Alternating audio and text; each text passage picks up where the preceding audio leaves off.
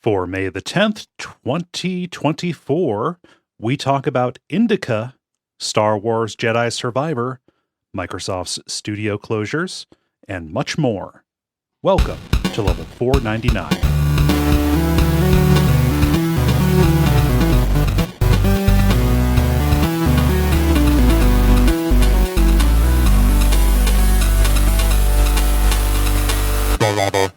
My name is Cole Ross. I'm Dennis Furia. I'm Moxie. I'm Ben Merkel. And you are listening to The Level. It's a podcast for people who love video games. Welcome back, Dennis. Thank you. Glad to be back. Yeah, how was death? comma cutie comma for cab for. Are we alphabetizing the band name here? Hold on. Yes. So it would be Cab, Cutie, Death 4. Yes. Yes. They were excellent. It was a surprisingly good concert, and good in the arena setting. We saw it in an arena up in Columbus, and it was a good time. The light show that they had to go with it was really out there, particularly for the Postal Service. It fit in very well with all the bleeps and bloops. So it was a good time, and my favorite part is that our entire section stayed sitting throughout the whole concert, so we didn't have to stand up. That is very nice. How do you sit at a concert? You be old is the short version. It was at an arena or stadium kind of thing, right? So Yeah. So like the ground level, everyone was standing, of course, and some of the sections people were up, but we just had the chill section. So that was very nice. So it low-key bothers me when they call like one of those places an arena. I feel like it shouldn't be an arena unless someone gets like sorted or like mauled by an animal. No, I hear you. Somebody has to die. Yeah. Yes. I guarantee you, because this was on Ohio State's campus, as the Schottenstein or Schottenstein Center, something like that. Yeah, Schottenstein. I guarantee you, somewhere in its history, someone has died on those grounds. Oh yeah.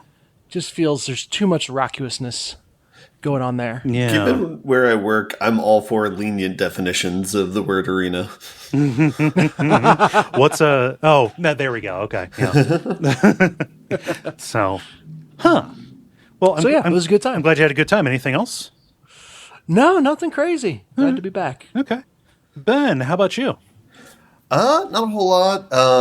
Had people in town this weekend, and finally got my apartment back to myself, so that's always a good feeling. Took a day to myself, and I got a record player finally. Oh, cool. Oh, hey. A long-standing... I've been collecting records for a while, but I kind of held off getting a record player until I got a new job, and so that was a little reward for myself. Nice. Yeah, so I've been... So are there... I know nothing about these. Are there like, I don't know, different types of record players or I don't know, anything like that? Yeah, and like even within companies that make record players, there's different like models based on like how much you want to spend. And it'll just determine kind of like the quality of it, I guess. So like the quality of the arm or the needle and stuff like that, or like how resistant it is to bumps and things like that. Yeah. And do they still have the like giant like trumpet looking thing? You're thinking of a Victrola or a phonograph? Is that not the same thing? I mean, that's what stood in for so phonograph. I think it still works under the same principle, but like that speaker stood. That was the amplification. I don't think you need those if you have. Okay. This is complicated. Yeah, it's complicated by the fact that. I mean, Ben, you probably saw this when you were looking. There are a lot of companies now that make record players that have a throwback industrial design, even though they are brand new, and do not have the quality of parts that they would have been made with back in like the 70s, right? Yeah. I mean, so did you get like an all-in-one thing, or did you get like the turntable and the little receiver and speakers? Yeah, I got a pretty simple setup. So I think the speakers have preamps built in them, and so they connect just to the record players. It's just a 2-piece setup. No. Yeah. But I'm going through my albums alphabetically, and I'm on Daft Punk right now. So Still a ways to go. yeah. Yeah. Which that is a band name that is already in alphabetical order. Okay, yeah. So that's the principle now. We're just going to do that for everything. Good bands must have their names in alphabetical order. Cool. Anything else? That's all. Cool. Moxie, how about you? So this weekend was Free Comic Book Day. Or I guess Saturday. The whole weekend was not Free Comic Book Day because then it would be Free Comic Book Weekend. Okay. But yeah, no. So went with a friend down to the local comic book shop and got a whole bunch of comics for cheap. I'm reading through a series called Something is Killing the Children. Okay. That's sort of like if you updated like Buffy the Vampire Slayer for the modern kind of creepypasta generation, and then also made it much more dark. Is it still vampires? No, it's like monsters. Okay. Like So you got a supernatural situation going on? Yeah, exactly. Highly recommend it. I will say, trigger warning, lots of gore and lots of violence against kids. I mean, It's very guessed? explicit. Yeah, it's very explicitly the monsters like only or at least preferentially eat kids. So yeah. But no, had a good time with that. They had, all sorts of, this is the first time I'd done it. I guess all of the big publishing houses, basically publish sort of free introductory comics, for, either the main series or just kind of overviews of the different series, that sort of thing. okay. Yeah. And then I was going to ask if there was like, okay, so Free Comic Book Day, is it just you just get to walk in and take out one, or is it promotional ones? It's promotional ones, but then like in this case, I guess they have, and my understanding is this is normal. They'll have like boxes that like, oh, this is the like $1 comic bin or something. And so on Free Comic Book Day, it was like instead the 50-cent comic day. And ours didn't really do this, but I guess a lot of them will have like costume contests or maybe like, if it's a big enough comic shop, actually like having one of the artists to, sign autographs and stuff. Okay. So like when I see a bunch of people lined up, just photo, line shots or the store really crowded, they're not there specifically for the free comic book. It is, maybe they're there for the deals, but it's also like a way, like a recognized day to just gather around a bunch of comics people and a bunch of comics. And yeah, exactly. I think it's kind of two things. One is that, and then the actual free comics are very much, I think, kind of oriented around like, like for me, like this is the first time in my life I've like really read comics. Like that just wasn't something I was introduced to as a kid. So like, it happened to, because I have friends that are really into it. I've been introduced by them, but like if I hadn't, this would have been a really good time to like go in and, kind of be like, hey, this is the thing I want to do, Cool. I know sometime in the year there's also a similar thing that's like free RPG day at like game stores will do.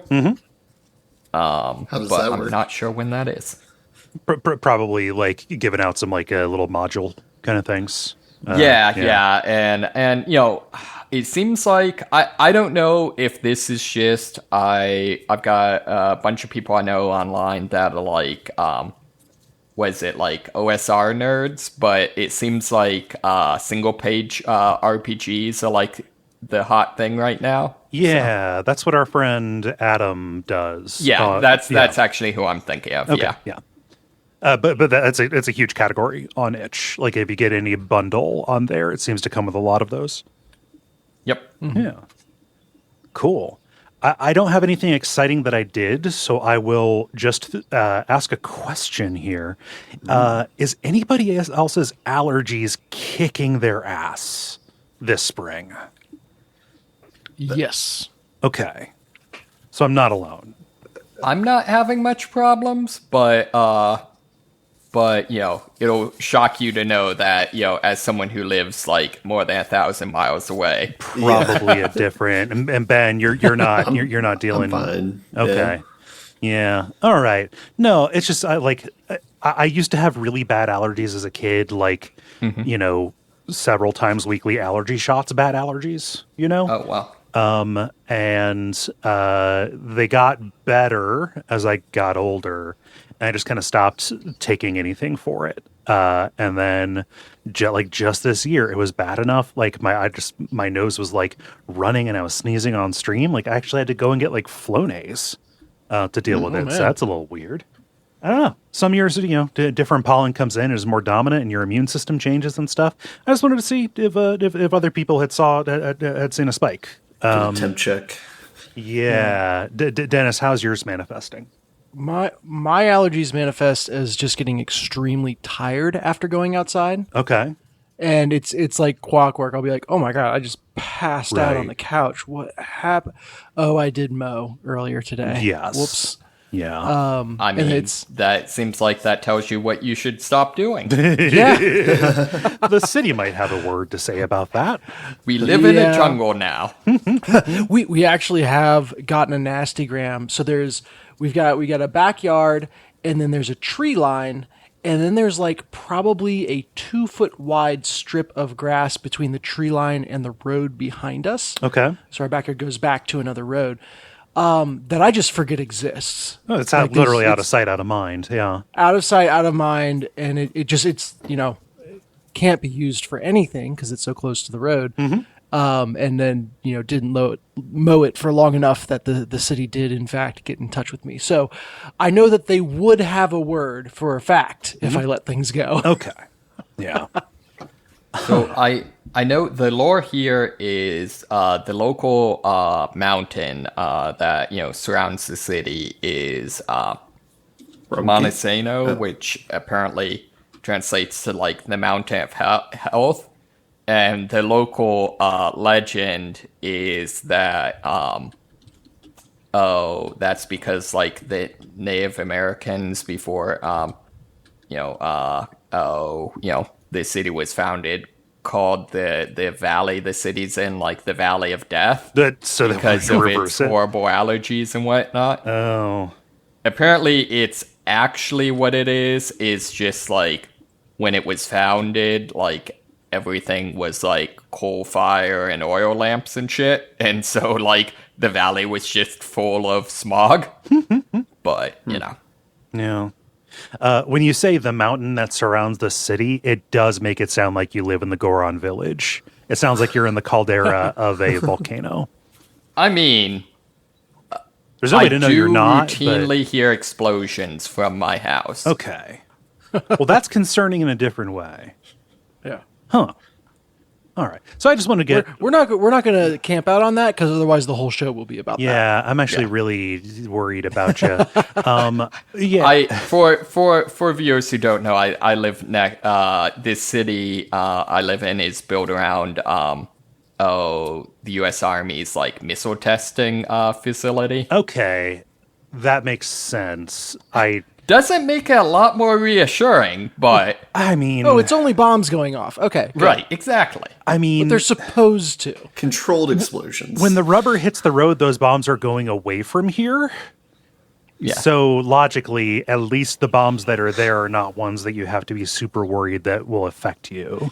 I think Isn't that that the symmetrical? more disturbing thing is that apparently some of the reason that like they can't do some more urban renewal on some of the arsenal is because they know that they've buried like chemical weapons there. They just don't remember where. Oh, it's so easy to lose your Holy map, shit. especially if you've been drinking. Yeah. Yeah. Well, That problem We're will not sort going to camp itself out on that either. no. So I do want to ask before we go. We forgot to talk about it ahead of time. Do we want to say that the next Friday after this comes out, we're going to be doing a stream of content warning? I got it written on my calendar. Okay, cool. Yeah, 8 p.m. Eastern time, when I usually would be streaming Hexcrank stuff. We're going to be doing that just to celebrate episode 500. Should be. I mean, it's technically horror, right? Yeah, it fits. It's just I normally don't do multiplayer stream kind of things. So it's a rarity. I've done them with Jala. We've done Phasmophobia occasionally for it. But yeah, cool. So that'll be the 17th is what that is. Jala would be there, but she will be away for a fitness event. One of her obstacle course run things that she does with Dave. So we wish them luck. She might pop in on Discord, but we will see. I think that's the last bit of business here. I think we should talk about games, and to do that, we have to, do the regular kind of show, what with the grind, the multiplayer, and the end boss.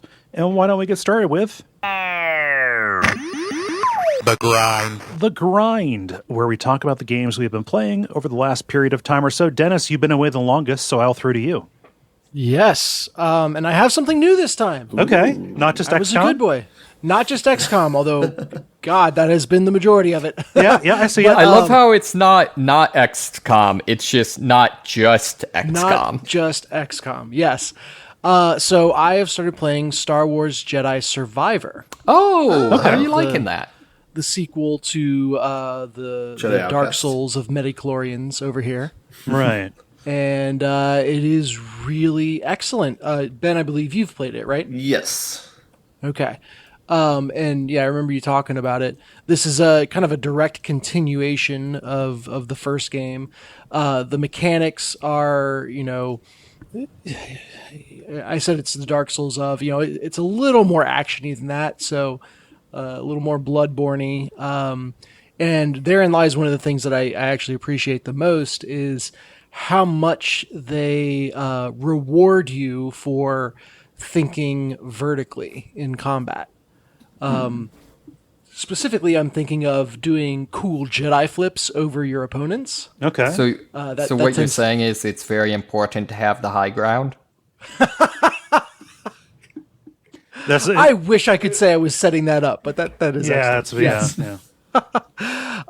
But no, just in general, when you dodge, I always go to use the dodge button and go left or right, or sometimes through whatever. Mm-hmm. But a also completely legitimate option is to jump over the attack. And there are some enemies that are explicitly designed. They got big shields, and so they're designed for you to kind of leverage that jumping over. But that is a fun wrinkle to otherwise very Souls-like combat that I don't specifically remember from the first game. I'm sure it was in there, but it definitely feels highlighted here. Maybe you should back up a minute and say, how far into the game are you, and where are you at right now?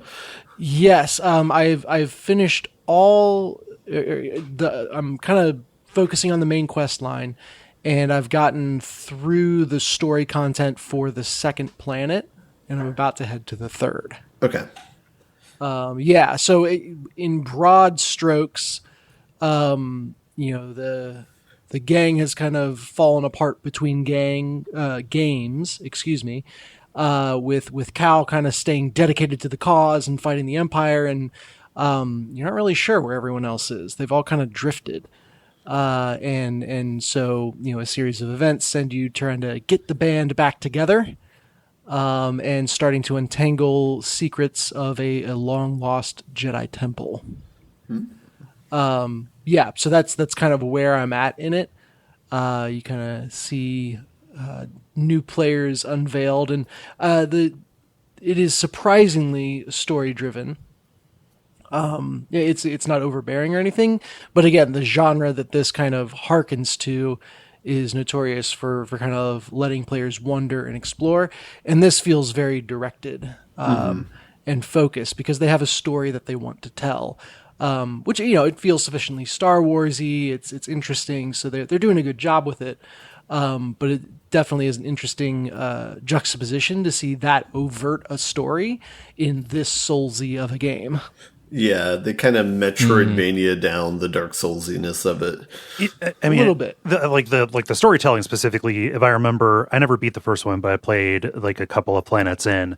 Like the storytelling ends up being actually pretty Uncharted-y. Yeah, For the first game? I'd agree with that. Yeah.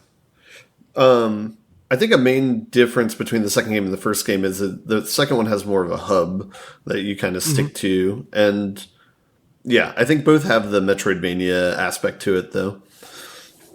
And yeah, there's definitely there's a wide open area and a bunch of side quests and exploration I could do that I just, was interested enough in the main story that I haven't gotten around to that yet. How are you finding the difficulty of the game? Good. I think I just selected the regular. They have fanciness like Padawan, Jedi Knight, Jedi Master, or something like that. I selected whatever regular is, and that's been treating me well. One huge kindness is that when you die, you do lose your experience points. Which, funny enough, they just call it experience points, which I'm like, all right, that's fine. Didn't want to spend your energy there. Okay. But all you have to do to get it back is damage the enemy that you died to. Okay. Yeah. It's not, it's not, you don't have to beat them. You don't have to reach a certain point. You can literally use like a ranged attack or a force push, and that counts. So pot shot and run. Yeah. The skill tree has some new stuff. First off, you start the game with all 3 different lightsaber forms. So in the first game, over the course of the game, you unlock first, your single-bladed lightsaber, then a double-bladed lightsaber, and then that can be split apart to dual wield. You start with all 3 of those from the beginning of the game, and each one has its own skill tree that you can kind of build out. But there's also a roster of force powers, and the big one that is new to this game is the ability to mind trick your enemies to fight with you in combat. And so I've really focused on that, gotten to the point where, they stay mind tricked for longer. I can mind trick multiple of them. They do more damage while they're confused. And so my first go-to in any room I enter is who can I mind trick, and then focus on anyone that I can't. That's almost like a Shadow of Mordor, Shadow of War kind of touch. Yeah, it does. It's got that kind of vibe. I am the Viking of noticing when a game is like another game tonight. This is excellent. But the thing is, you're going to get too good at it, and then every game is just going to feel like every other game. Right. There will be some thread to draw. But yeah, so that's the kind of new toy that I've been playing around with. There's also I couldn't put my finger on it at first. So I'm like, man, the system of shortcuts is really weird in this game. Okay. Like I would just get shortcuts that didn't feel like they cut out that much time, they do a great job of building the levels so that they fold around on themselves and, connect in interesting ways. It's like some real Dark Souls 1 design. But there were just shortcuts I would unlock that felt, it's like, why was that there? And then I realized they are incredibly disciplined about making a shortcut on the other side of any platforming section. Yeah. I remember that from the first game. Yeah. That is that's another huge kindness where I have to do this climbing and jumping puzzle exactly once, and then I never have to do it again if I don't want to. That's smart. That's really smart. Yeah, it is also, like I said, it's got a bit of an awkward feel because you will, granted it's a hard bit of platforming, but if you get it right the first time around, you've spent 30 seconds and there's a shortcut you unlock. And it's like, oh, well, okay. I do feel like being a Jedi, platforming should not be that big of a problem. Jedi got ups. Yeah. Yes, they very much do. Yeah. I mean, this is a universe where canonically jetpacks and grappling hooks exist. You would think after the first time you'd be like, "Oh no, I'm packing this." Yeah. Isn't there A saying of which, you've got a grappling hook in this one. Okay, I was going to say, like there's grappling hooks in the series. Yeah. Yes. But yeah, down to the point where you have the ability to climb walls just by repeatedly force jumping into them. It's like you kick off the wall, force jump up, kick off the wall higher, force jump up, and just kind of bounce back and forth. But you can only do it against certain walls. And there are very overtly places where it's like, gee, I just wanted to force jump up this, but it doesn't have the markings, so I can't do it. You can only do it silly. on algae-covered walls because the algae has metachlorians. Lord. Oh, no. Jedi code is nonsense. Absolute. I mean, yeah, it's that's nothing new. So yeah, it's got its quirks, but it overall feels really good. Fun to be back in that universe and with the character. Like I like the character of Cal Kestis. I like the extent to which you can customize him now. I could give him a mullet if I so chose. And they just kind of leaned into a little bit of that silliness. So that's cool. You can now collect different casings for BD1. Which is your little companion droid, and so you can kit him out all sorts of different ways, which it felt so weird. Like I played around with it. I got a bunch of different things that I could, I was playing dress up essentially. But he looked too different from like the prototype in my head from the first game that it was uncomfortable, and so I changed him back. I don't know. It was like a little too much customization, or they had a little too much fun with it. But it's fun going through the second game and seeing all the little touches that they've improved on the first. Do they still have the amazingly on point poncho game? They do. Yes, they absolutely do. What prompted you to want to go back and play this? I just saw it was available, and I really liked the first game, so. Saying, "Oh man, I need to stop mainlining XCOM. We're going to lose my mind." Yeah. Okay, this is a pressure release.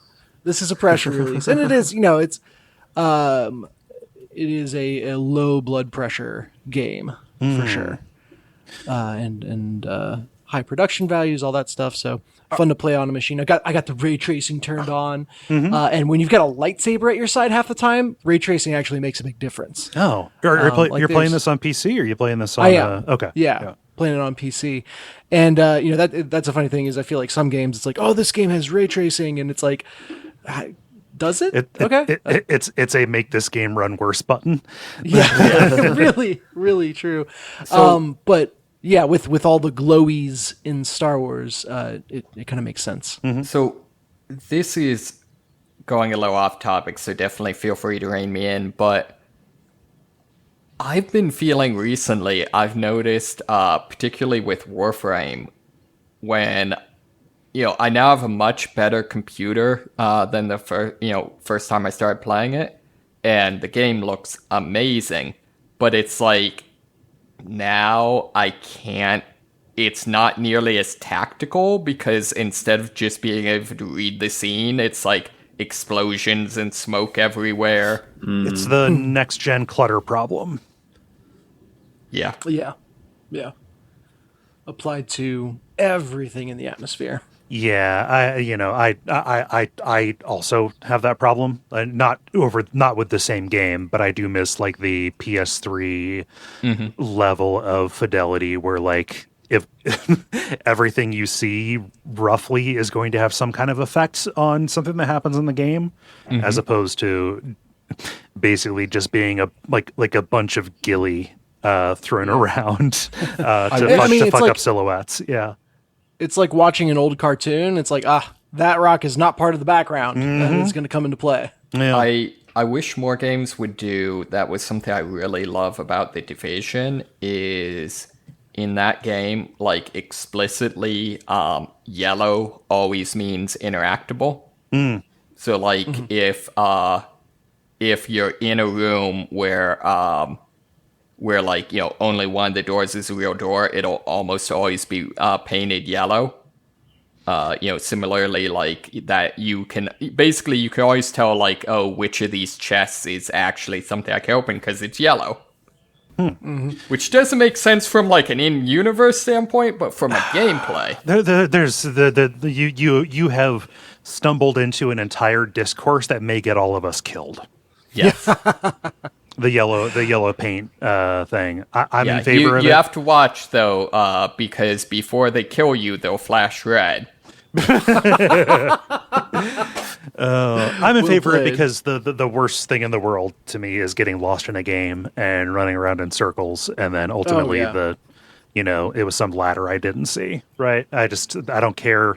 I'm not playing a game for immersion or realism or anything like that. If it can pull that off, neat. But yeah, I don't know. Guide me, please. Nothing is worse than feeling frustrated that you can't continue experiencing this thing in service of some weird concept of realism. Mm-hmm. So speaking of knowing what to interact with, I guess my one gripe on Jedi Survivor is, when you run past an interactable or like a scannable object, BD will give a little whoop, sound. Mm-hmm. And you'll get a button prompt to like activate him to see whatever it is. But for whatever reason, the areas where the button prompt actually shows up and the way you have to be looking are incredibly narrow. No, it's it's a sister problem to, I want to interact with this. Oh, you're standing too close to it. I was like, that's your problem, game. But yeah, it's like, so you hear the blue-doop and it's like, oh great, I get to spend 5 minutes trying to figure out what caused that, so I can turns into a witness puzzle. Yeah. It's funny. I mean, it would be great if you like had a robot on your back that could just get off and like interact with it for you. Yeah, you would think. Yeah, so that's Jedi Survivor. Super cool. I went with an orange lightsaber. Just felt right. Okay. Yeah. Oh, could you change the color in the first one? Yes. Yeah. This has drastic implications because different colors of lightsabers are not only sourced from different kinds of crystals, but also in certain canons they impart different heft and weight to it. So like a purely cosmetic color is not going to I guess what I'm saying is that you shouldn't be having fun with this because it breaks. I'll tell you what, it is a weird choice though. I'll keep it vague, so maybe mild spoiler, but for letting you choose whatever color of lightsaber you want, a major plot point is someone turns evil and you literally watch their lightsaber go red.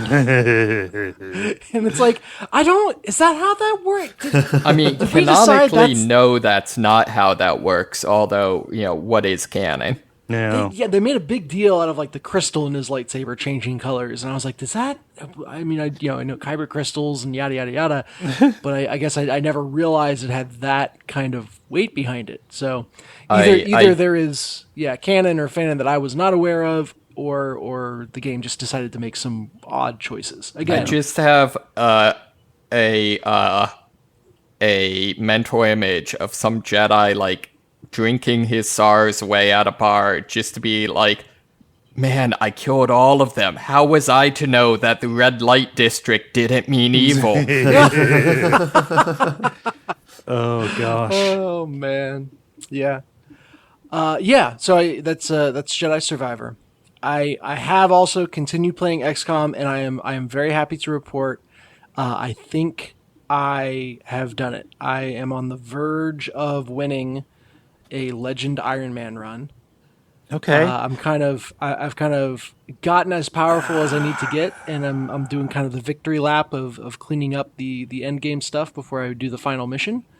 There's always the chance I could screw it up. I have to commend your reckless bravery in declaring this, Dennis. Yes. It is possible, but the entirety of XCOM is built around the joy of hitting that tipping point where it's like I was legitimately underpowered and the odds were legitimately against me, but it's my turn now. Yeah. And I feel like I've hit that point. You've entered the stomp phase. Yes, please God, I hope. I've taken down. There's 3 like chosen kind of boss characters. I've taken one down, about to take down another, and then the third will be shortly after. At which point the final mission is unlocked. I can go do it anytime I want, then I guess I just throw myself into the void. I will achieve nirvana and disappear. I will force ghost. You had force ghost. You had something else that you were more like you were playing this to clear this in order to move on to something else. Was it? There was a mod, right? Yeah, you were talking about a mod. Don't tempt me with that. I don't know. I've seen some people talking about the mod. So the entire idea of the long war is just that. It takes a lot longer, and there's additional systems and everything. But I was reading about it, and someone was like, I just can't. It's too much. Like, and someone's like, oh, you're doing it all wrong. You got to get the mod for the mod. So you got to play Long War with the mod that cuts all the time in half. I'm like, all right, what are we doing here? You can play the long version, but the short version of the like, okay, fine. So I've my cynicism about that has been peaked since I last talked about it. So we'll see if I actually roll into that. You're probably in the mood for a change of pace, maybe. Probably. I mean, I could beef the last mission, and then we're back at square one. Right. At that point, you got to start asking, like, are you just afraid to move on, Dennis? Yeah, this is where Dennis throws. Yeah. We shall see. Find out next week. Okay. Guys! Oh my God! Chills. Literal chills. I'm going to time up the beating of XCOM 2. For episode 500. On wood, for episode 500. Mm-hmm. The gods have willed it. It's providence. Cannot lose now. I can be reckless and not worry about it because clearly it's ordained. Dennis. Yeah.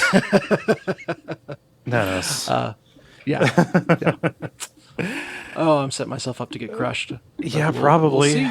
We'll see next week. Stranger things have happened. Yes. And that's what I've been playing. Star Wars Jedi Survivor and XCOM 2. Mm-hmm. Yeah. I've got a new one. What you got? Ooh, go for it. I have a little indie game that you're going to think the name is a weed joke. I'm going to get in front of that. It has nothing to do with weed. The game is called INDIKA. Oh. This is... I found it under the horror tag on Steam, which is why I streamed it. It's not so horror-y that somebody who is not into horror could not gain, get appreciation out of this. But just understand we're working more in like a surreal space. Broadly, the concept is you play as a 19th century Russian nun who has been tasked to deliver a letter to a city that's a little ways away. And as you head out into the world for the first time in a couple of years, a prison train derails and you rescue a prisoner and end up traveling alongside him. The thing that makes this horror-y is the fact that INDIKA, the nun, it has some mental illness going on. Not here to speak about how sensitive the depiction is. I don't know. But it manifests as the voice of the narrator who is constantly taunting her, specifically about her lack of faith and how she is not up for the challenges that are in front of her on this trip. Which, to be fair, they are a little bit higher than normal, Yeah, it's not just walking down the road. Like, that's the other thing about this. Like, I say 18th century nun. This is I don't know if it is a result of that character or if it is a result of just, hey, this is the world that is being built. Like, stuff is outsized, sometimes literally way bigger than it would be. There's like a section where like a gigantic, like bloodborne wolf monster chases after, and both of the characters just refer to it like, "Oh, that dog was after us," like talking about like it was just a dog, you know? It like could almost be Vicar Amelia. Yes, coming after you. The supernatural-ish thing that goes on for this. There are occasions where, as you are trying to navigate a space that is otherwise impossible for you to navigate, the voice of the narrator starts going on like this very long and kind of like blasphemous rant. And the world gets like distorted and stuff starts like, stretching out like on a long axis, almost like ripping it apart.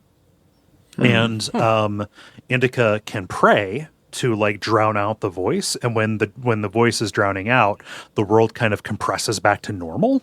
So you're going around trying to navigate these little these areas, doing navigation puzzles by praying and then stopping praying to like alter the world as you're going through it.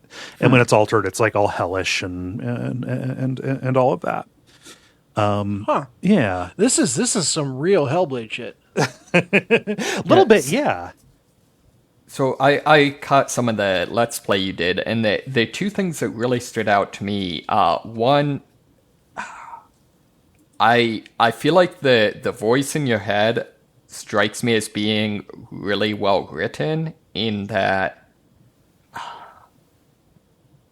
I don't know, for lack of a better way to say it, I like that, like, it actually is sexually explicit and like stuff like that. Like, it's not just the like, I don't know, I'm used to like sexless Hollywood writing, you know what I mean? Yeah.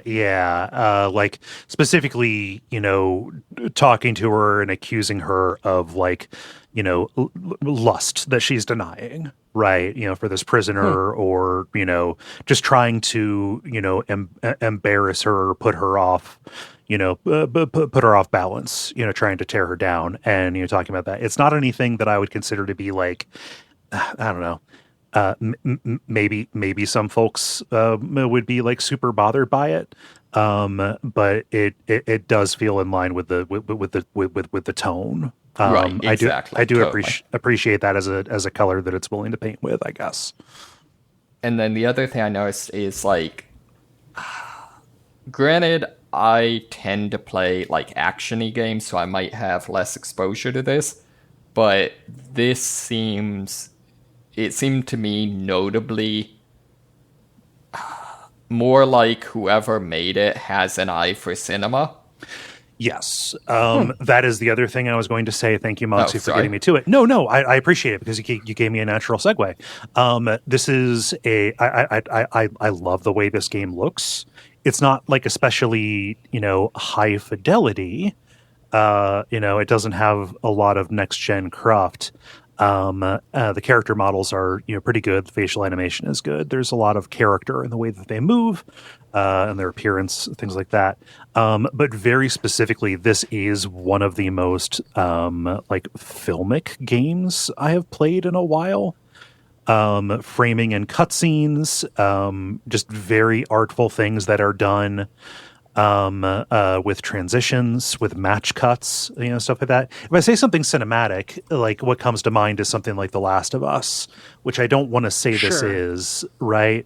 Yeah. But like this, in addition to the fact that a lot of the time when you are walking around, the dialogue between INDIKA and Ilya, the prisoner, is very, for lack of a better word, like philosophical, because they have a difference.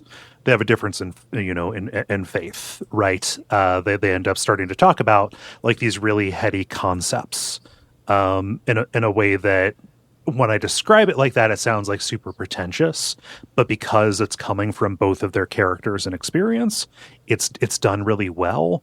This feels really the film of Stalker to me. Yeah. It feels very stalkery, right? Stalker as, also this game also this movie about getting around a very unintuitive, possibly supernatural, Eastern European, Russianish style style place with characters that are archetypical. Here's and that it is it's a professor, a professor and a writer, and then the stalker who kind of represents more soft faith, intuition, kind of things. Right. Here you have a nun who has no faith and a prisoner who has an arm that is so injured that it is rotten and gone septic, but he is still alive because he believes that God wants him to get to a particular place so his life can be saved, right? So like that little inversion for it too gives a lot of, I don't know, it's entertaining conversations, like probably doesn't rise beyond like, mid-college level, kind of things, but they're like talking about these principles of free will or whatever, and then the game's environment will mirror that. Yeah. Or like undercut it in a very fun way, everything is really lined up in an artful way. I kind of adore this. So speaking of lining things up in an artful way, I'm guessing this isn't too much of a spoiler because they have pictures of it in the page for the game. What's going on in the 8-bit world here? There's like a yeah. What's up with that? So the entire game has like this point overlay system to it. And some of the music even is like a little bit more electronical, like happy Game Boy beeps and boops kind of stuff. Like the game elements greatest chase scene. the game elements and the points and stuff, like you get them specifically for finding relics or lighting lighting candles, basically doing anything that engages with like Catholic ceremony. But the points literally do not mean anything, and you can turn those into upgrades that also don't mean anything. It's like you can get more of these points that don't mean anything now, or you can get a Borderlands style like percentage boost to the points you get later, kind of thing, which is a wonderful way, I think, to gamify somebody's feeling toward a very ceremonial religion. There's also some weird stuff where like in some of the cutscenes you'll like trip and fall and like sonicize your points out of your body. Yeah, your points will fall out. Like they'll spray across the ground. No. But the scenes that are more done in this extremely gorgeous like 16-bit style, like pixel art kind of style, like Celeste. Yeah, those are specifically either reveries that she goes into, like the game opens in one of those when she's praying at the abbey. The convent or whatever. And then also those are flashbacks to her time as a kid in this village with her dad, kind of working at this bicycle repair shop that he owns. Very cool. Yeah. So one other character beat that I thought was kind of interesting is there's kind of a interesting power dynamic between the two characters. Mm-hmm. Because like, from her position, like she's literally been, kidnapped by a criminal. Mm-hmm. But on the other hand, the criminal in question is like super religious, and there's a certain degree of like he's kind of afraid to hurt her, if that makes sense. Yeah, and then there's also the fact that she is able-bodied and he is getting sicker and sicker. Right, exactly. So there's there's kind of a weird. I know, just kind of how that affects the rapport and stuff. Yeah, I really like the way the relationship develops. I don't know. I'll stick with it. I'll stick with what I said earlier. I adore this game. Haven't beaten it yet. I still have a very little ways to go. I checked out so I hate it when this happens, when I play a game that's so new that there's not like a like a full playthrough up, or there's not a walkthrough. Not sometimes I want to reference that if I get stuck, but also like I want to kind of see, I want to like parcel out to make sure everything's going to be even. I should have finished it last weekend. Like I thought things were getting to a climax, but it's actually pretty close to the end. So we'll see how it goes. It could totally botch the landing, but like so far, I don't know. It's one of the more interesting things I've played in a while. Yeah, I hope this team is able to make more stuff, because weren't they, like, didn't they have to, like, flee wherever they're from? Yeah, so this is listed on Steam, like it's part of the one of these events that they have going on, called Polish Constitution Days. I do not know if this is a Polish developer or just being brought in under that umbrella for the sale. Somebody in my chat said, yeah, this team, they had to flee. They like ended up needing, for political reasons, needing to finish the game in Kazakhstan. Is where they went. So like they had to like uproot. They nearly lost the entire game. And the fact that it came out is actually like a minor miracle, is my understanding. So, yeah. That is that's that story as far as I understand it. Yeah. How fitting it took an act of God to get the game out, right? Maybe. Yeah. We'll see where the game comes down at the end. Yeah. But that's INDIKA. Any questions about that? No, that sounds rad. Yeah. Really good. That's all I had. Let's see. Ben or Moxie, who has something new? I have something new in a very old game. Okay. Trumps me. All right. So I started the new War Quest in Warframe. Okay. Which that was sort of, I don't know. I would kind of compare this to this. This is like the Infinity War Endgame of Warframe, in that like it's kind of the culmination of a lot of the missions that have been and quests and expansions they've been adding, that sort of thing. And I should say I am way behind in the actual story of the game, so they've now added like 3 other expansions since then, but still, like, it has been one of their big main quests they've added relatively recently. And it's interesting, like the immediate preceding quest at the end of it. It's the big evil alien thing that has kind of been foreshadowed for a huge portion of the game has finally arrived and kind of declared war. Okay. And Warframe has never found an excuse for like one-off gameplay that it didn't like. And so this whole thing starts with all of the factions and random gameplay and stuff like that have been added to the game to date. Basically everyone sets aside their differences and comes together to fight this bad guy, which means that you start out by just hopping into a member of each of the like enemy factions. And so like one of them is the Grenier, which are kind of these soldier clones, and so all of a sudden the game becomes this like very Call of Duty where instead of ninja powers you have like hand grenades and an assault rifle, and you're fighting through trenches and explosions are happening, that sort of thing. And then you get to the end of that and you switch to your the ultra high tech kind of hyper capitalist corpus faction, and you're basically doing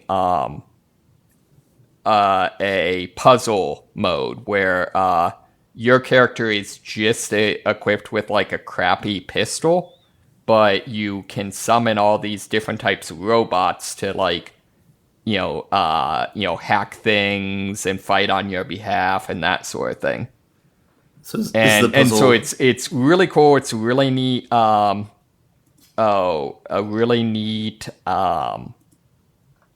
kind of culmination of all this stuff that has gotten before it. And then it has kind of its, Infinity War-esque, everything goes to shit. Okay. And the rest of it is you picking up the pieces. So I have a question about those scenarios that you just went through. Are those multiplayer? Or No, does this go into... Okay. Yeah, so one of the things they do that I wish more games like this would just, knuckle up and do is most of the missions are straight up single player only. Okay. So I have not beaten it yet because it is super, super long. And because of the nature of it, where, it very much is changing this status quo and, things kind of fall apart. Once you start it, like, you have to finish it. Okay. Because, from a story standpoint, it wouldn't make sense for you to be able to just go do regular missions. So the part I'm at right now is you ultimately get to, 3 bosses that you have to face. And this is where I'm a little worried that it might fall down some. Okay. The bosses are very cool in terms of design. It's sort of like if they look like Bloodborne monsters by way of Akira. Okay. Like if Bloodborne monsters were just made out of fused people. I'm leaning into body horror kind of stuff. Yeah, very much so. The only thing is they all have very significant like self-heals and invulnerability stages and stuff like that. So, for various reasons, you don't have access to a lot of the abilities you would normally have. And so I've tried several times, and so far I've just gotten frustrated and like decided to do something else. I will say this is a game that cares much more about its story, at least in the single player, than being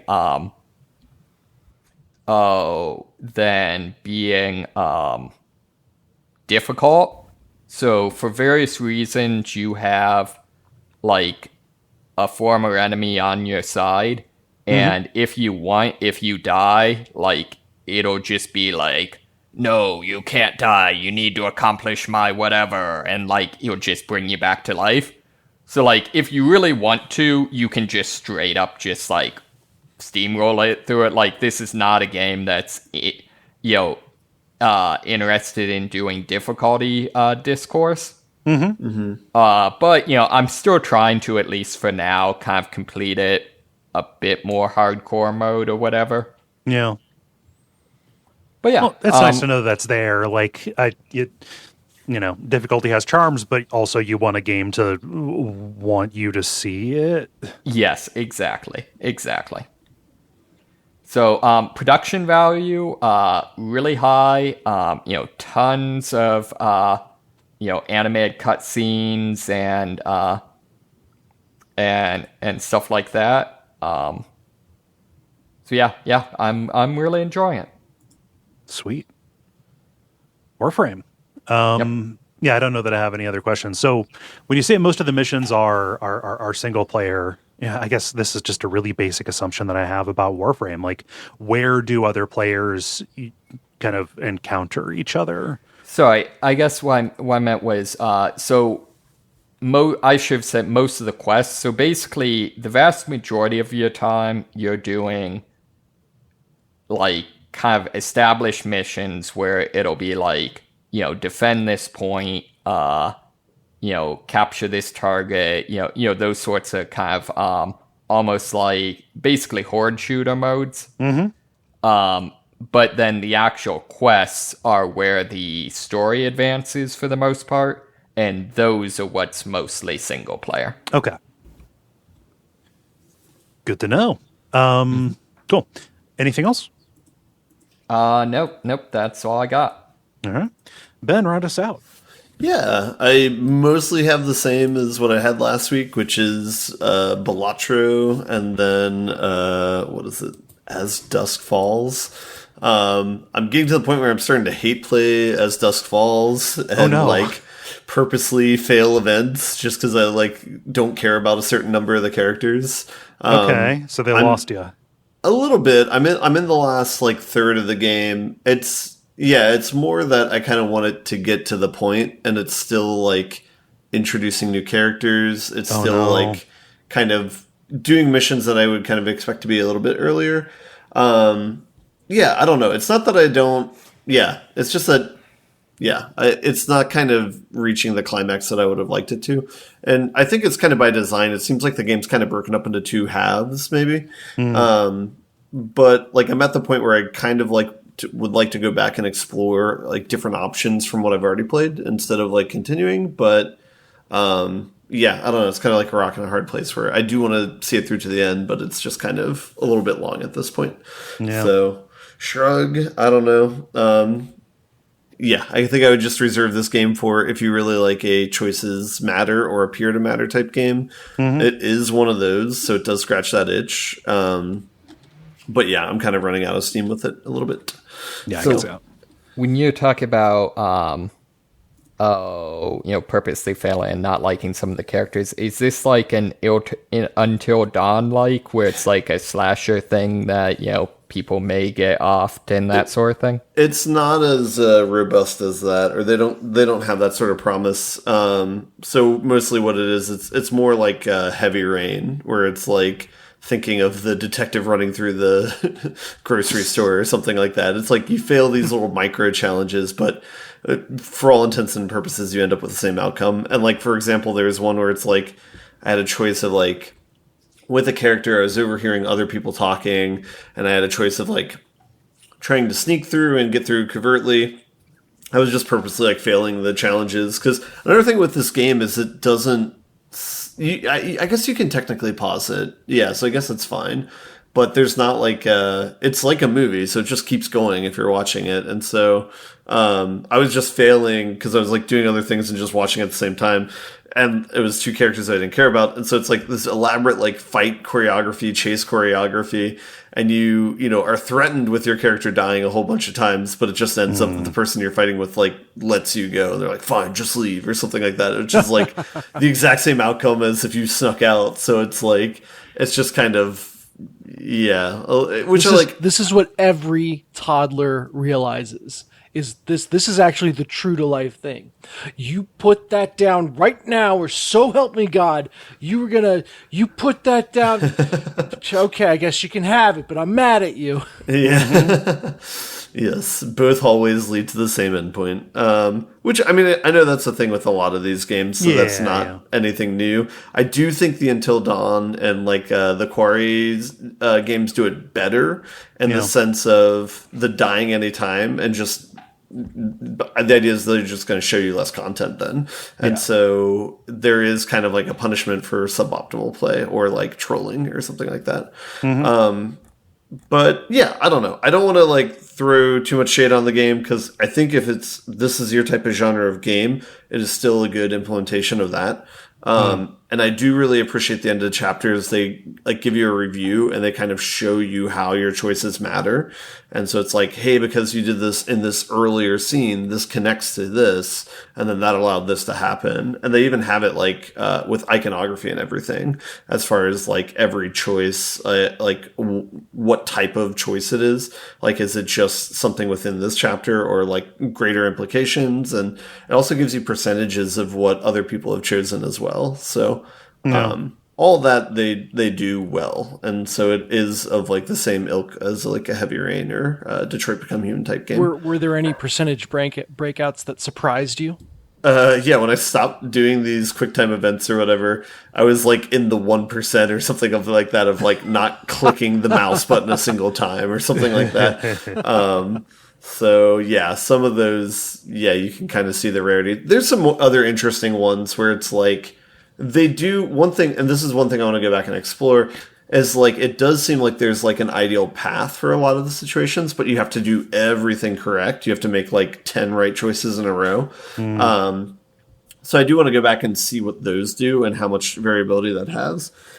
I'm sure I'll probably be slightly disappointed where there might not be that much variability to it, but at least that is kind of like a little carrot right now with it. But, There's always less than you hope. yeah. But yeah. So that's As Dusk Falls. I do want to finish it. I still have, I think, 2 more chapters left. So I might do that in the next week or 2, but we shall see. Yeah. Okay, anything cool in Balatro? No, Balatro's still Balatro. I got it for the Switch, so I can play it like anywhere. The controls are just like a little bit different. They're a little bit more cumbersome, but than mouse and keyboard. But it's serviceable. I'm sure I'll like warm up to it and it'll be fine. Yeah. But So yeah, how many- otherwise Balatro's still Balatro. I think they added. They had made an update from the beta branch, so like there's like balances to a lot of the cards now, I believe. So I saw yeah. somebody talking about about some kind of update that would change it enough to make them want to go back. But it seems like they kind of nerfed and buffed different cards. So like I can't remember a concrete example, but like Jokers before that I would just like outright dismiss or whatever. Like, oh, they sweetened that up a little bit. Okay, maybe that's worthwhile to get then. That sort of thing. So I'm happy that it feels like it kind of has some like live updates to it. So there's potential of it getting like even better and better as time progresses. So yeah. And then I shared this game with a friend, and they started playing it, and they really enjoyed it. So I was happy to spread the good word. So, yeah. cool. Well, Balatro and As Dusk Falls. Sorry, As Dusk Falls is giving you fits. It's fine. Yeah. Multiplayer. Now it is time for the multiplayer, where we ask you a question and then you answer it. Dennis, what is the question that you asked the nice people? Yeah, I mean, I've been thinking a lot, and we'll get to this in the end boss, but I've been thinking a lot about how the gaming community, while it can be toxic, can also band together in some cool ways. So what is the coolest or most interesting thing you've seen a gaming community band together to accomplish? We only got one. They can't all be winners. Ben also highlighted this as a hard question to answer. So, I have an answer for this, and we can maybe spend a little bit more time on ours. Or this can be a quick section. That's fine, too. But Alex writes, well, it's tabletop instead of video games, but the tabletop games community pushing back on Hasbro trying to terminate the open gaming license so hard that not only did Hasbro abandon their plans, but they also released the system reference document under a Creative Commons license, which has not only been successfully vigorously defended in court, but which has also come to have companies with, let's just say, more terrifying legal teams interested in the license's health and well-being. There's an asterisk there about the more terrifying legal teams. I believe IBM has shown a degree of investment in the Creative Commons license, and I've heard their legal team has been allegedly nicknamed the Nazgul with regard to how scary they can be in the courtroom. Okay, so if IBM standing behind it, Creative Commons is a good precedent. So Hasbro's kind of handed over some of the keys. I'm also just imagining a Nazgul wearing one of those lawyer wigs. Just barrister. Your closing argument. Objection. Yeah. Objection. Yeah, I was going to say the closing argument every time is. This was wild to watch how quickly and thoroughly everything came together, and I'm convinced that Pathfinder's company, which has its own problems, unionizing kind of stuff, but Pathfinder's company basically saying like, all right, well, we've got our own thing. It's called the ORC. It's the ORC. There's something about there. I do believe that might have been one thing that put pressure on them. But yeah, it was, the Fallout meme. Nobody liked that. Yeah. Yeah. Oh gosh. Let's see. Answers here. Ben, what's the time that you've seen? Yeah, mine's going to fall in the interesting category, also the depressing category, but that wasn't an option. Okay. But the interaction with Storybook Brawl when they decided to be bought out by FTX and just seeing. Sorry, I always forget that that's I who know. bought them. I know. I know. It's a lot funnier now with Is all that that fallout the from that. crypto bro? Yeah, and it's Yeah. like, so it's like at the time though, it's like everyone on the Discord channel was saying like, "Hey, this is a terrible idea. Like, please don't do that." Like, like DMing Louis no. Scott Vargas, LSV. That's why they did it. Is they were DMing the wrong person.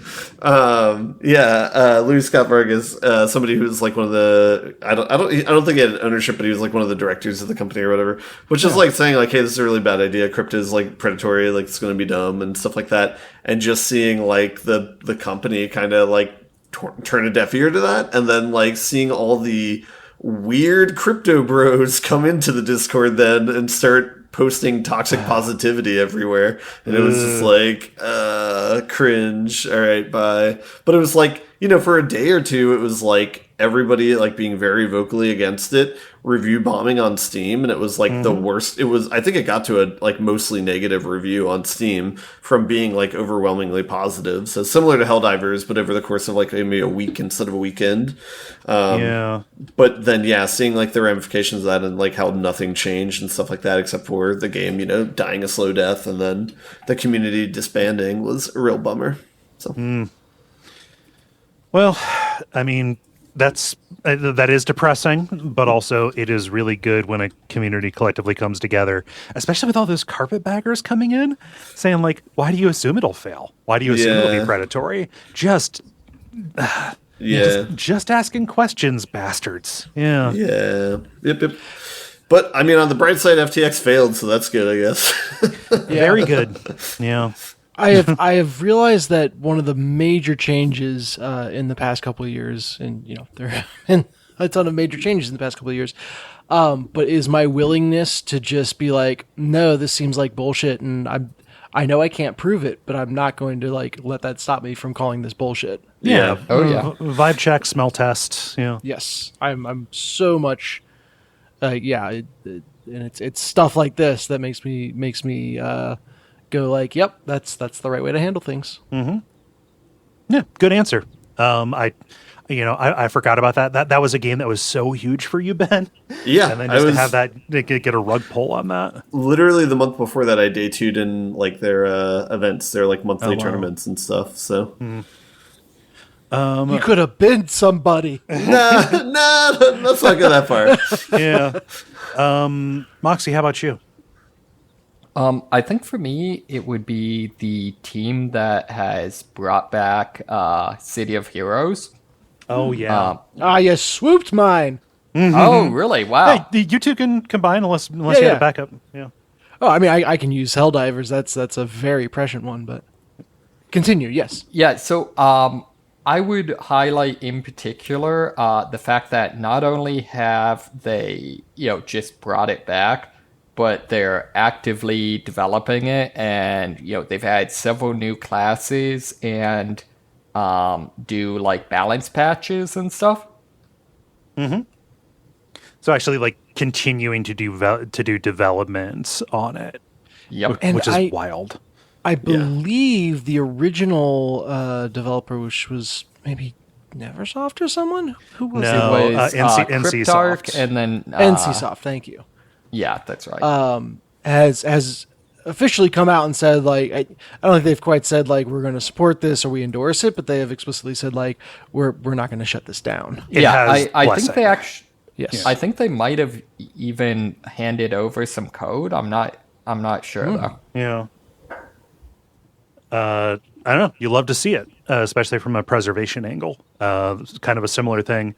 I don't know if the whoever owns EverQuest now has given official sanction to this, but like there are all kinds of fan servers, which is if you're not going to give us what we want, then we'll make it ourselves. Wait, so was EverQuest shut down? I thought it was still running. No, it's running, but it just has a bunch of free-to-play stuff in it now. Very specifically, fan communities started putting together projects that were EverQuest frozen in a particular time. So there's Project 99, which is base game plus Canark and Velius. And then there is Project Lazarus, which I think is up through Planes of Power with some mods on it. The actual developers who currently have it have started doing throwback servers on there, but like it's not. I've looked at it and the conditions are onerous to like get in there and stay in there. So, yeah. I mean, Dennis, did you have anything more to say about City of Heroes stuff? Or wait, Dennis. Yeah, I can just second that it is incredible to see that game resurrected, maintained, etc. Just through fan passion. Is your backup Helldivers 2 that would be better to talk about in the in the next one, or I've got another backup. So yeah, I'll talk about Helldivers 2 in the next segment. The other one that I thought of, and I can't find the specific article, but excuse me. There were 50 players that after they shut down the servers for Halo 2, basically the way they did it is as people exited the game, they just wouldn't be able to get back in. And so there were 50 players that like kept the game going for weeks and weeks past the shutdown. And just that level of dedication to a thing is fun to see. Just don't stop the signal. Yeah. Did you see? Sorry, kind of related to that. There's a player that refuses to log out of Splatoon. Yes, the Wii U one. So they, I did see that. I do not know if they are still holding strong. I hope that they are. Yeah.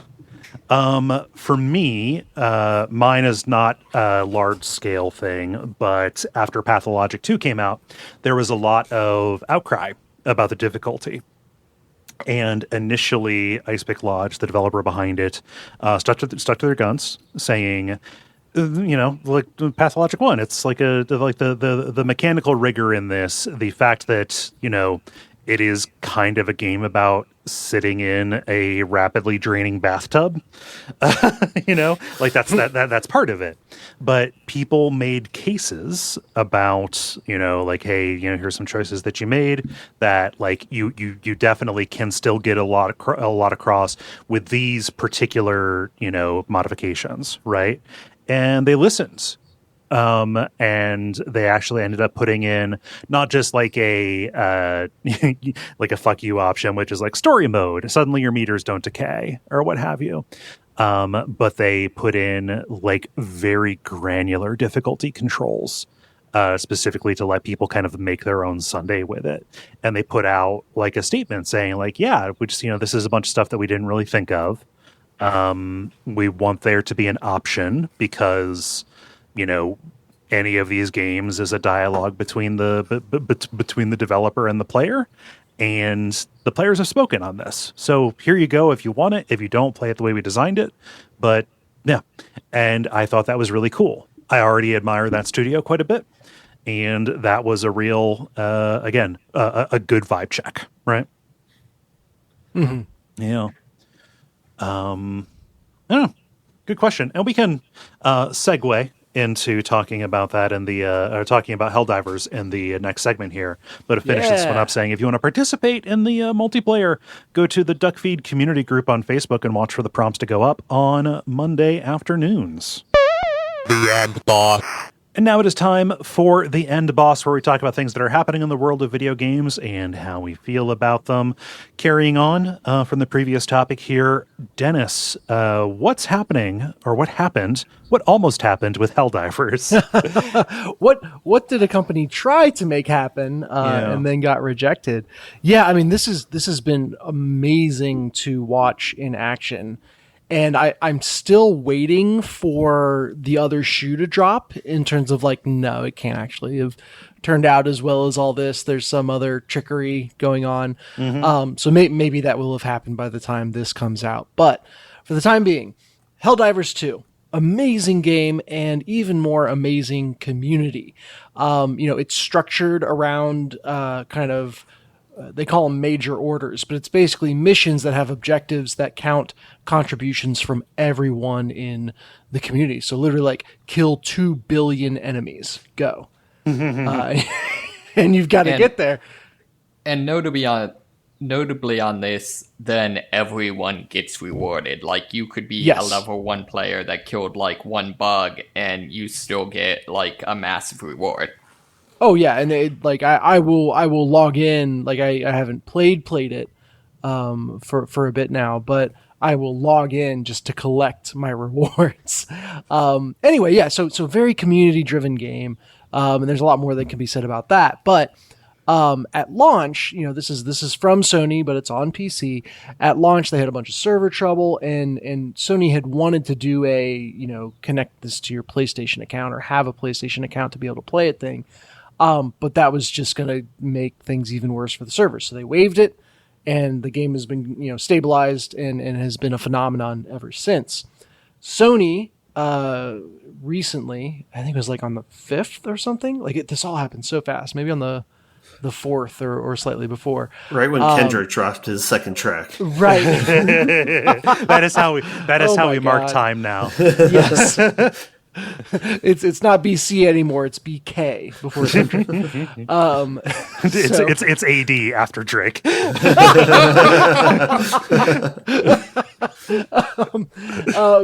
Sony tried to say like, all right, time's up. We are going to reinstitute the requirement that you have a PlayStation account.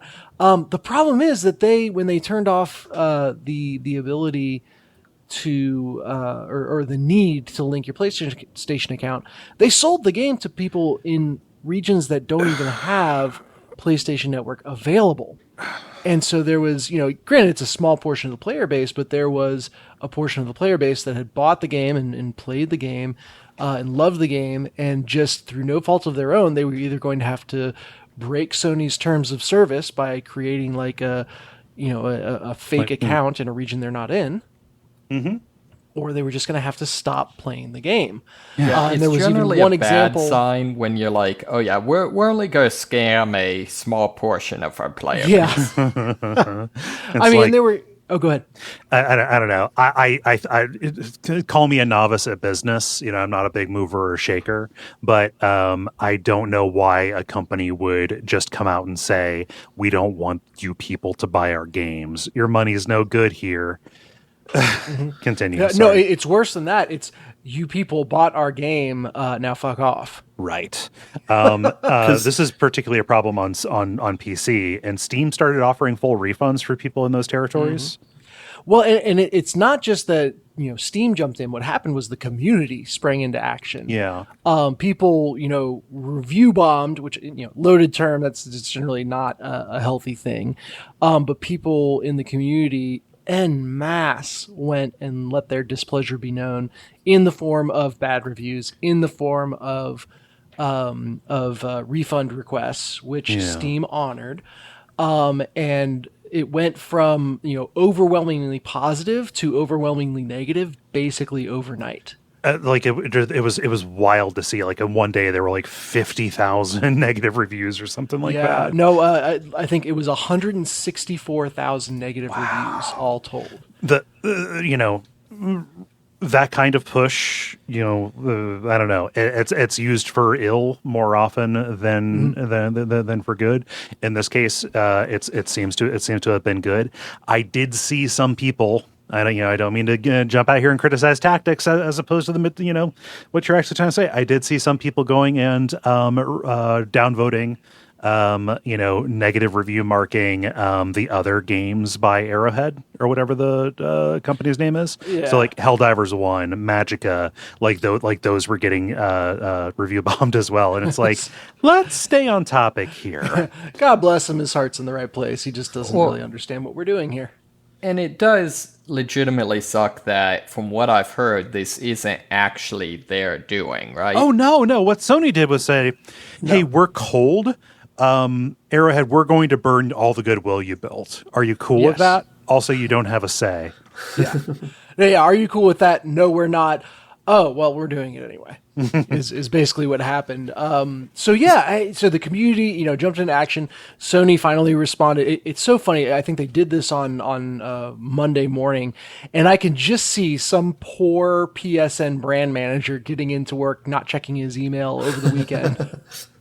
Who, is not connected to the video game community at all. Slowly sipping his cup of coffee as he opens his email. Yeah, it's literally the gift from Community of Donald Glover walking into the apartment that's on fire. Yeah. Yep. Now PlayStation has said we are not moving forward with this requirement being turned on May 30th. But also, future Sony games are going to be sold from the beginning with this requirement, which to me and other people that I've, seen say this, just reads as we are trying to find a way to charge PC players for PSN functionality. Yeah. Right? That's they're trying to get the data. They're trying to get the the ability to charge, etc. Oh, it's all super shady. Do these accounts cost? No, not right now, but it gets you into the ecosystem. So if they decide, if you want to play this online, you need basically it's like the Ubisoft, I don't know, free play pass or whatever it was they used to do. Okay. Yeah, exactly. Are you telling me it's not free? No such thing as a free 500 kilogram bomb. Jeez. Yeah, the tweets from the game director are really depressing because it's like people are like, "What should I do if I'm in this country?" And he's just like, "I don't know." I don't have an answer for you. Yeah, it's just like, ugh. And it's not everyone was angels. So you talk about people review bombing the wrong games. There were people that went and made death threats and stuff, and it's like, okay, that's not cool. There's community managers that would kind of had some troubles in the past and were really asinine to people initially on their complaints, being like, guys, it takes 120 seconds to create a PlayStation account. That person got fired today. Yeah, that's not a...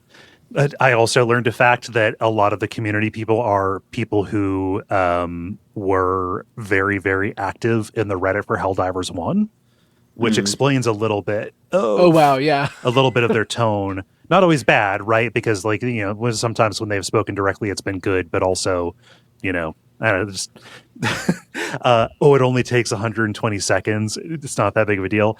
Is not actually talking about the problem people have with this. Yeah. It's the do you not have phones? Well, so to defend this person who's already fired, in the second half, I read it as saying, like, hey, if you have a problem with it, go, let your review be known on Steam. And, that's what people did. Okay, yeah, so, that's... But that's not what they were fired for. They were fired for other stuff. Yeah. So it's a messy process. Arrowhead has continued to impress me with the way they interact with the community. Mm-hmm. Not because they've done everything right, but just because they are interacting as humans. It's so refreshing to see. It's wonderful, and I hope more people do it that way. And I also hope that Sony doesn't find a way to weasel in, force signups or whatever. The funniest thing I've seen, so the image actually that I used for this question was of a special Helldiver cape. That commemorates the whole review process. And that would be great. Someone said, well, what they're going to do is they're going to offer this in game, and then you have to connect to PSN to get it. Which if they had just led with a reward in the first place, hey, cool extra helmet if you connect to PSN, people would love it. That's great. No one would complain. Yeah. But no, you can't. Again. Can't interact like a human. Yeah, it was them. It was a problem for them to dangle it out and then yank it. Yeah. But yeah, what would be great is if they did that and had it be the collaborator cape. Oh man. But yeah, and the funniest thing in all of this was watching the community and the way they basically role played the entire encounter. Oh yeah, there was some. There was like there was also an effort by that fucking Mark Kern guy, the guy who made himself into like has somewhat successfully made himself the leader of Gamergate 2 or whatever. Like he tried to say, glad I don't know who this is. Yeah, he used to work for Blizzard, I think, and has been grifting off of a non-existent MMO that he's promised is totally in development, guys, called Firefall. Like his big thing, like takes place on Fire Island. I don't know, man. It's just like but like he tried to segue off of. They're trying, the leftoids don't want Stellar Blade to be as sexy as you want it to be, and then when like no reviewers meaningfully dinged the game for being too sexualized, it was like, well, Sony censored it and it's gamers' rights or whatever. He tried to segue into making this also a gamers' rights thing, and as far as I know, nobody like really had anything with it. Like he was rebuffed enough that did not necessarily he didn't become a part of the movement, which I think is good. Yeah, that is excellent. So, super minor point of order. I actually liked Firefall, although looking at the reviews, I apparently was the only one. Okay, yeah. IGN score 5.7 out of 10. I wasn't aware that it was. I wasn't aware that there was a playable product that came out from it. It was launched in 2014. Huh. I played it like early in the beta, so I think I gave it some things, but some leeway. But yeah, yeah, I didn't know IGN could give scores that low. Oh, it's against their corporate charter. Wow, that's well, it's a roller coaster. A real roller coaster. People need to be vigilant. Sony's going to keep on trying to do it. Other companies are going to keep on trying to do it. We're lucky. Helldivers got lucky that they did, do something morally indefensible, which is sell the game and then try to revoke access. So yeah, hopefully it becomes a case study. Yes, I saw someone literally saying that they work in the games industry and they were asked to put together a case study on this to present to management on like what happened and how can we not be that. So right. Anecdotal, but yes, the industry is taking note. And equally as interesting, there's a huge push in the community now that Sony has backed off to say, all right, reward them. Everyone, it's Operation Cleanup now. And we're going to go change all the reviews back. Well, okay. So change the reviews back. So, make it accurate because those reviews are not based on current information. Exactly. But like, you do not need to like go out and send Sony gift baskets. No, not to Sony, to the like Steam reviews. Arrowhead. Bring the Steam reviews back. Yeah. Which it's been moving back in the right direction. I don't know if they'll ever completely recover from the ding that they got, but we'll see. Yeah. Well, that was a near miss. Let's talk about something that's actually heartbreaking and possibly... So, Sony fucking up, tripping over their own dick, but they are not anything compared to the dick-tripping masters over at Microsoft. Can't be the title. Let's talk about some heartbreak here. Who was it that first brought the story? Moxie, can you do this one? Yeah. I have another one as a palate cleanser afterwards. Yeah, so Microsoft is closing down Arkane Austin, which made Redfall, which I feel like is a little harsh, but I can kind of understand. They made Redfall and also they made Prey, one of the most beloved games to come out in the past decade. I didn't realize they also made a really good game. Yeah. They also made Deathloop. So that's much less understandable. What would you ask, Ben? Didn't they also make Deathloop as well? I can't. Yeah, I think they also made Deathloop. If they made that was good different. game That was the Arkane French has ever made. That was the French one. That was the French studio. Yeah. Okay. Yeah. Also closing down Tango Gameworks, which made Hi-Fi Rush. That one is baffling to me. That is a fumble. That is a fumble on such a huge order. So Tango Gameworks, Hi-Fi Rush, before Microsoft bought them, all Tango Gameworks had to their name was The Evil Within. That series, Evil Within 2 is pretty good. Headed by Shinji Mikami. When it was founded, Shinji Mikami left last year after Hi-Fi Rush shipped. Okay, right after Microsoft acquired them, they made Ghostwire Tokyo, a game that not necessarily super well received, not terrible, right? But then Hi-Fi Rush, fun ideas. Hi-Fi Rush came out last year and was, at the time, one of the few Xbox exclusive games. And it came to PC, I think, eventually. But one of the few Xbox-specific games that I never heard a bad word about. Mm-hmm. People fucking love that game. It was talked about as like, oh, this is great. If Microsoft is focusing on projects of this scale or allowing for projects of this scale, if this is what Game Pass allows them to do, then awesome, great. Like, good times ahead. Like, a platform-defining game that Tango put out, and then to just be fucking Christy gnomed in the gravel pit like this is wild. That's a good reference. Yeah, it's gnomed now. Yes, I like that. That needs to be a thing. This also means that Redfall will not be getting the expansions or DLC that was the development or DLC that was promised. That they sold season passes for. Yeah, right, exactly. Not so promised, sold. Yeah, so they're saying that they will receive back the value of the upgrade. Okay. Which I hope that means a refund I hope. the season pass. No, if it meant refund, they would have said refund because that casts it in the most positive light possible. Yeah. Woof. And also, though, I still think Redfall was a game that had a lot of good stuff in it, and I was kind of holding out hope that it would do, a cyberpunk type of thing, by which I mean we'd get a great anime out of it. But so this whole thing is just kind of too bad. And there's several other studios. One that made Mighty Doom. The Chibi Doom. Dog, yeah, Alpha Dog Games. Mm-hmm. And then Roadhouse Games, which was a sports studio, I believe. Yes.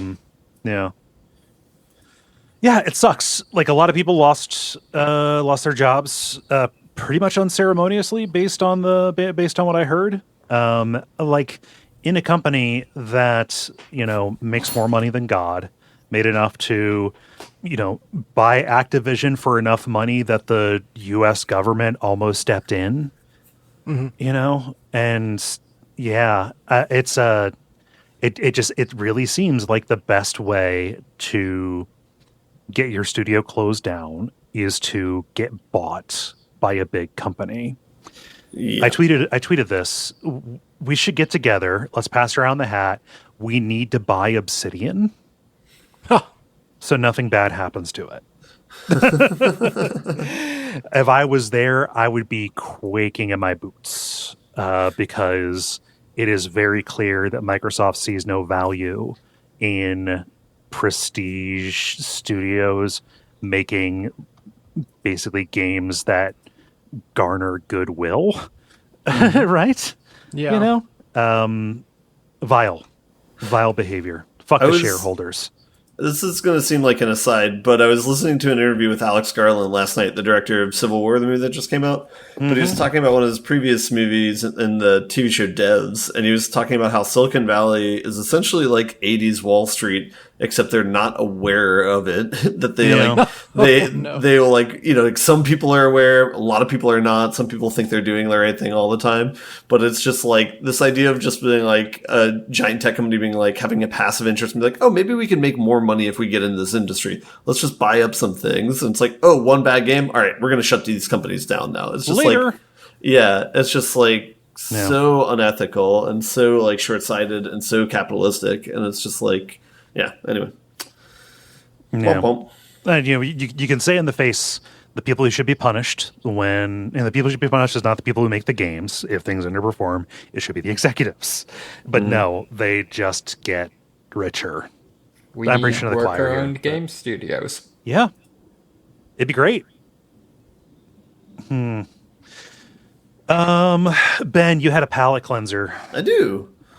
Yeah, it's just a simple story. Nintendo Switch announced that it's going to announce the Switch successor sometime this fiscal year.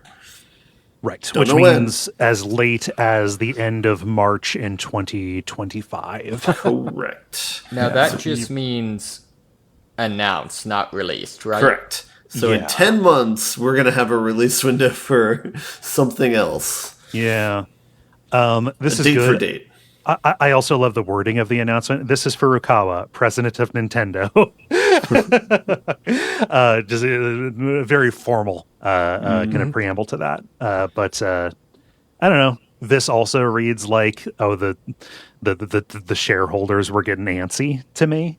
But also this announcement that the system is coming out later than they thought it was not accompanied by laying a bunch of people off. So I think Nintendo won this round.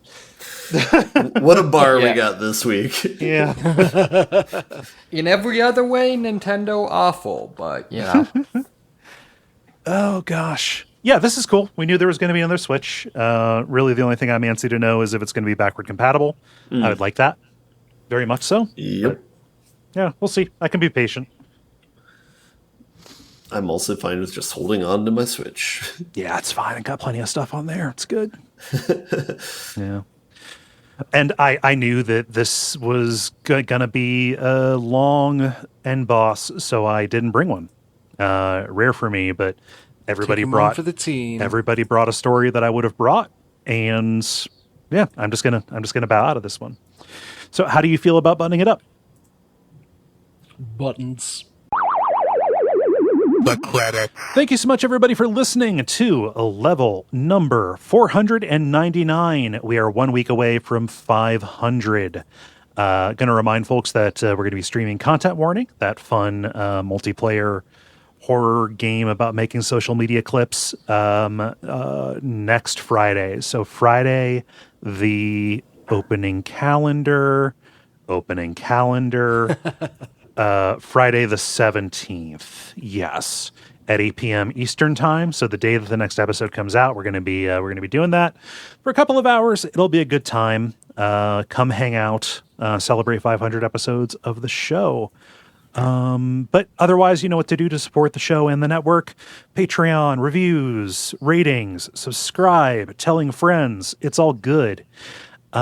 Is there anything I'm forgetting? Oh, I know. I have a booth number now. You do, for I Origin am. and Columbus coming up in Yes. June? That is correct. So come see Deck of Wonders at Origins in booth 1919. 1919. And Okay. I'm kind of flabbergasted at how good of a spot I got. It's over by the cosplay area, and then there's like an author's alley open area. So you'll be able to see my booth from pretty much anywhere on the con floor. Sweet. Yes, come and see. You love when you get good placement. Yes, and there might be some exciting new stuff to show off. Oh. At said booth. Okay. Sweeten the pot. Just keep sweetening the pot. Mm-hmm. Yeah. 1919 at Origins. Cool. Sweet. Well, I've been Cole Ross. You can find me on Blue Sky at Cole Ross. I've been Dennis Furia. You can find me at booth 1919. I've been Moxie, and very soon you will find me asleep. I've been Ben Merkel. And stick around for some titles.